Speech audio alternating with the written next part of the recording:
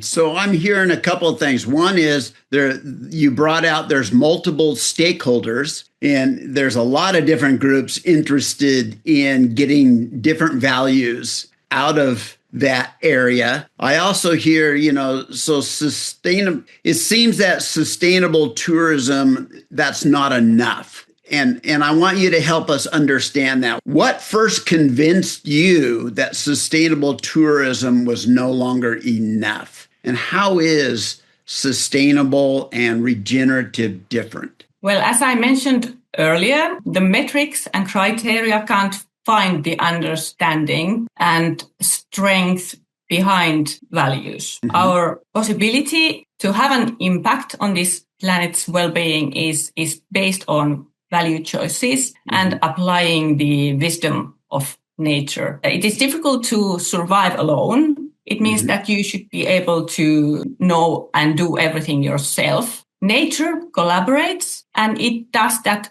place-based naturally. And the potential in tourism industry is in creating a values-based value chain. The industry in Finland comprises of micro, small, and medium-sized businesses. So the strength lies in setting the nets afloat together, as we describe in our thesis. And that is what convinced me that the global sustainable metrics are not enough. And the research shows that merely reducing waste or water use or improving efficiency, for example, is not enough to face the environmental and social crisis. And we can definitely do better. We human beings are able to make choices on behalf of the nature also. That must be remembered.